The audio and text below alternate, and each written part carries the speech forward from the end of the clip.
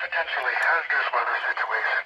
Broadcasters and officials participating in the emergency alert system and those with specially built weather radio receivers are automatically notified of the hazard by the preceding digital code and warning alarm.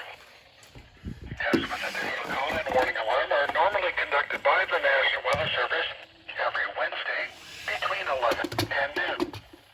If hazardous weather threatens near the normal test time, the test is postponed to the first good weather day. The digital code and warning alarm will be activated for selected watches, warnings, and advisories affecting South Central and Southeast Colorado. For more information on our coverage areas of our